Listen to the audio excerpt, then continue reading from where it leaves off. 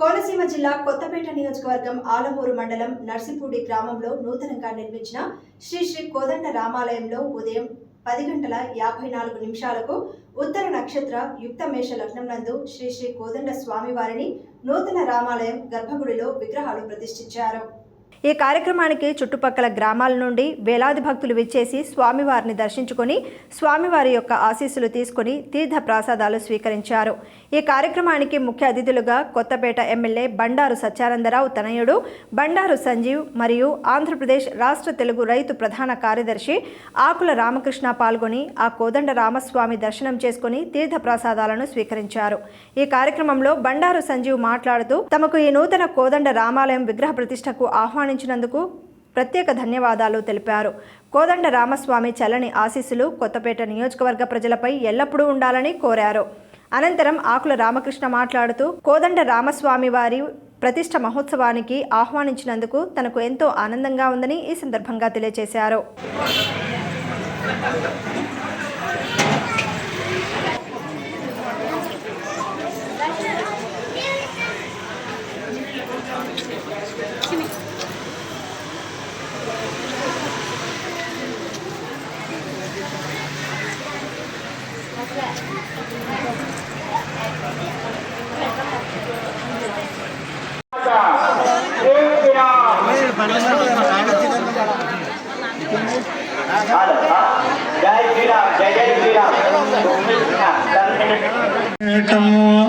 परमरजगतं देवदेव प्रसन्नं षण्डादण्डाढ्यखण्डो गसतिमसुतजलाल्लाल्लमत्ताळिजालम् श्रीमन्तं विघ्नराजं सकलसुखकरं श्रीगणेशं नमामि.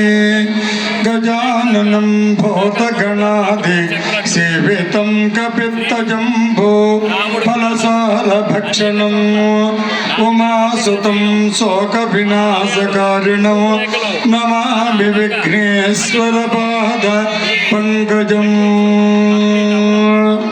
ॐ नारीर्षापापराधाः येन सपत्ना पते पवन गन्धाग्निभ्यापमपाद महेतान वसवरुद्रादित्या परस्पृशो माग्रञ्जेत्तारमधिराजमक्रन् अर्वाञ्जमिन्द्र ममता हवामघेयो गौजुद्धनजुधस्वजुज्जान् यमन्नो यज्ञं विहवे जलस्वास्य कर्म हरिव. నర్సింపూడి గ్రామంలో రామాలయాన్ని పునఃప్రతిష్ఠ చేసినటువంటి కార్యక్రమంలో పాల్గొనడం మా అందరి పూర్వజన్మ సుకృతంగా మేమంతా భావిస్తున్నాం.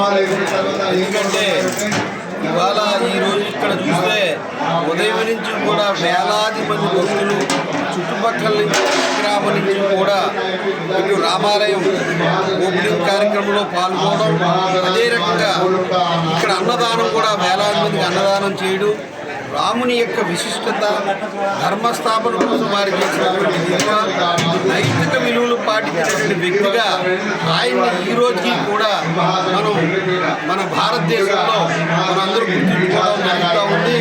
మొన్నే అయోధ్యలో రామాలయాన్ని కూడా ప్రధానమంత్రి మోడీ గారు ప్రారంభించుకోవడం జరిగింది.